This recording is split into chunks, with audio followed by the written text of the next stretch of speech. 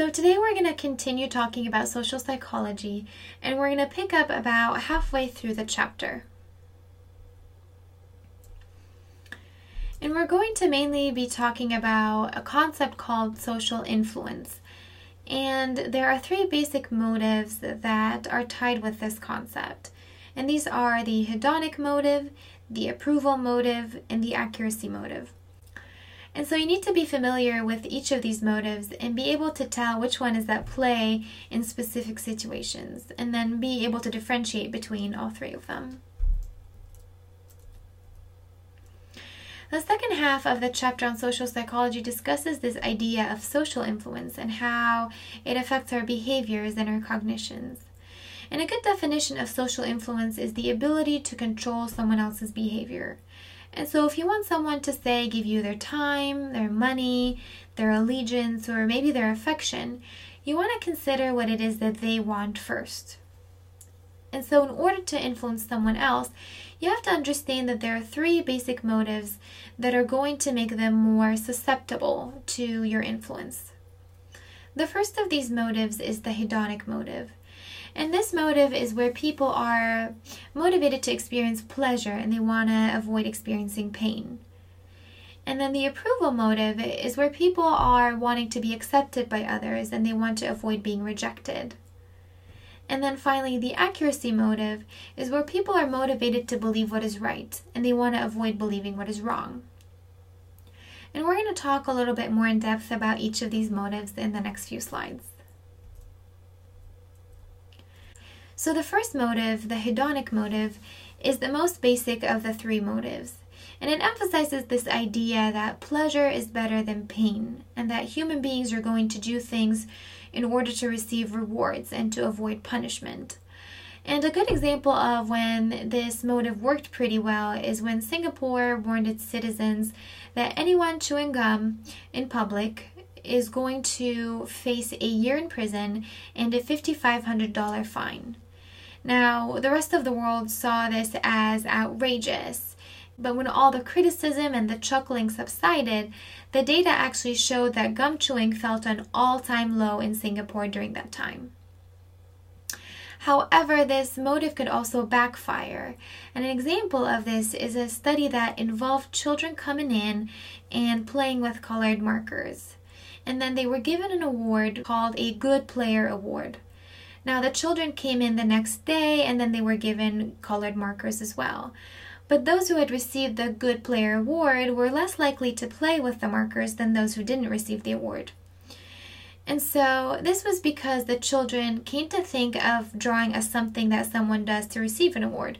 And so if no one was going to give them an award, then why should they do it? And so with these two examples, you can see that sometimes this motive is really adaptive, but sometimes it also backfires. The second type of motive is the approval motive, and this is a very interesting motive. It emphasizes the idea that human beings want to be accepted rather than rejected. And whether we're accepted or rejected is usually based on social norms or standards of behavior that are in our society. And so because we like being accepted, we're going to follow these norms. And these could be things like what clothes to wear or what brands to wear. And so similarly, normative influence is where we look at other people to decide how we should behave in a specific situation. So for example, think about what happens when you're in an elevator full of strangers. Do you automatically get on your phone, get quiet, or stop talking to your friend? Or maybe you act like you're texting or checking your news feed?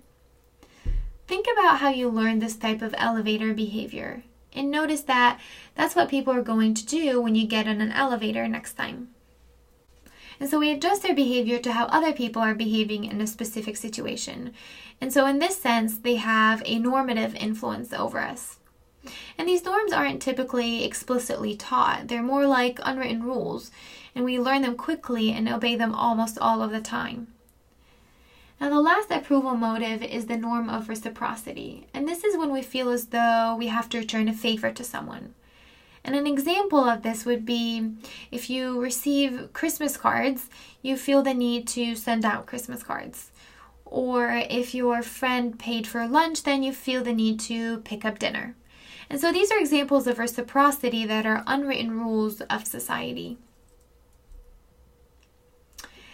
Another example is this door in the face technique. And this technique is usually used in marketing all the time.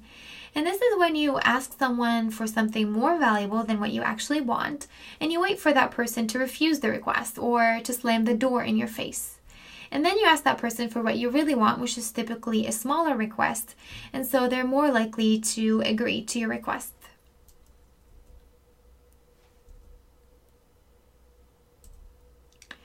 And then finally, the accuracy motive is when people are motivated to believe what is right and to avoid believing what is wrong. And so influencing our behavior in this situation are our attitudes and our beliefs. And a belief is an enduring piece of knowledge or piece of information about an object, versus an attitude, which is an enduring positive or negative evaluation of an object or an event.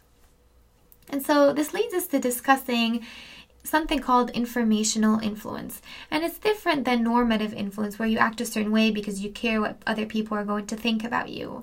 It's often used in marketing. So anytime you see a commercial telling you how well something is reviewed, like it gives it a 2 thumbs up, or it's called a bestseller, or even laugh tracks on TV, these are all ways of attempting to influence you based on what other people's behavior was like. So to review what we talked about today, we looked at a concept called social influence, which was the ability to control other people's behavior. And we talked about 3 basic motivations why people would be susceptible to this social influence. The first was the hedonic motive, and this is where people are motivated to experience pleasure and avoid pain.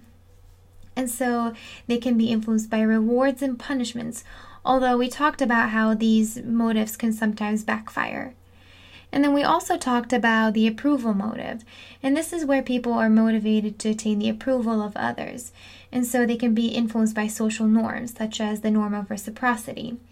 And people often look at the behavior of others to determine what is normal and what they should do in a specific situation. And then we also talked about the accuracy motive, and this is where people are motivated to know what is right and what is true, and so they can be influenced by other people's behaviors and communication.